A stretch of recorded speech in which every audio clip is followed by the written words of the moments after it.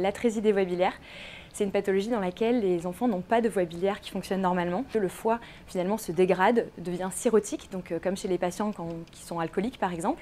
Et donc la bile va stagner dans le foie à cause de l'absence de voies biliaires, va dégrader le foie.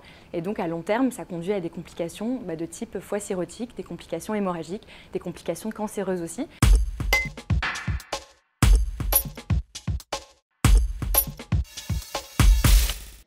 L'atrésie des voies biliaires est une pathologie propre à l'enfant. On recense environ 45 cas par an en France. Les voies biliaires ne fonctionnent pas normalement, entraînant une stagnation de la bile dans le foie qui va se dégrader. Le traitement de cette pathologie, c'est la greffe hépatique, avec une particularité par rapport à l'adulte, c'est qu'au lieu de faire une anastomose, donc une jonction entre les voies biliaires du patient et du transplant, on va devoir faire une anastomose entre les voies biliaires du transplant et le tube digestif du patient. Ça s'appelle une anastomose biliodigestive. Dans 45% des cas, cette jonction entre les voies biliaires et le tube digestif du patient se rétrécissent, ce qui entraîne un mauvais écoulement de la bile.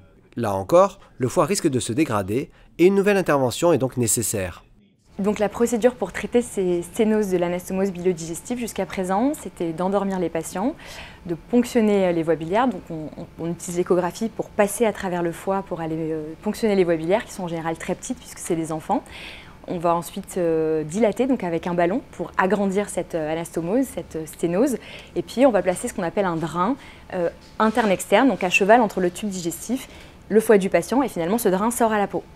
On refait en général une procédure 15 jours plus tard où on rendort l'enfant pour remettre un coup de ballon, faire ce qu'on appelle une plastie, remettre un drain. Et puis ensuite, souvent, les enfants gardent ce drain pendant 2 à 3 mois, ce qui va permettre de calibrer l'anastomose et donc d'avoir une anastomose qui est plus large et on retire le drain au bout de 3 mois. Le drain à la peau pose de nombreux problèmes. Il provoque des douleurs, des brûlures parfois à cause de la bile qui peut suinter.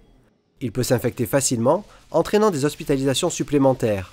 Enfin, il est très inconfortable pour les enfants qui doivent le garder 2 à 3 mois, les empêchant de vivre une vie normale. Au quotidien, il fallait surtout faire attention à une bonne hygiène, donc bien désinfecté, bien nettoyé. Après presque chaque opération, il a fait plusieurs infections au staphylocoque, donc il guérit aussi moins vite que les enfants en bonne santé. J'avais très mal au ventre, je pouvais même pas sortir dehors et tout, pour jouer et tout. Comme disait, ouais, montre-nous ton ventre et tout, je disais non, je préfère garder mon t-shirt et tout. Voilà. Avec un pansement, c'est sûr qu'il a été privé beaucoup plus de faire des choses comme les enfants de son âge. Aujourd'hui, il existe des dispositifs résorbables qui évitent le drain à la peau. Ces dispositifs sont mis en place en radiologie interventionnelle et ne nécessitent qu'une seule intervention au lieu des 3 qui étaient prévus avant. Au lieu de mettre ce drain interne-externe, on utilise un stent, qui est un système qui va permettre de maintenir cette anastomose ouverte. Et pourquoi résorbable? Parce qu'en pédiatrie, on n'aime pas laisser du matériel chez un enfant qui va grandir, parce que la taille du matériel serait évidemment pas la bonne pendant longtemps, d'une part, et d'autre part, on sait que les stents dans les voies biliaires, c'est des dispositifs qui restent pas très bien sur le long terme.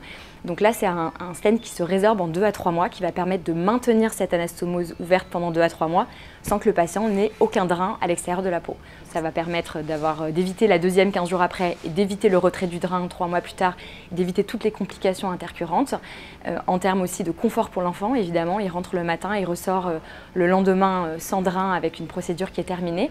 Et puis on espère aussi, grâce à cette nouvelle procédure, finalement fluidifier la prise en charge de ces complications biliaires chez les patients transplantés hépatiques pour les atrésies des voies biliaires notamment. Ce dispositif est une vraie révolution pour la prise en charge médicale et chirurgicale et surtout pour le confort des enfants transplantés hépatiques.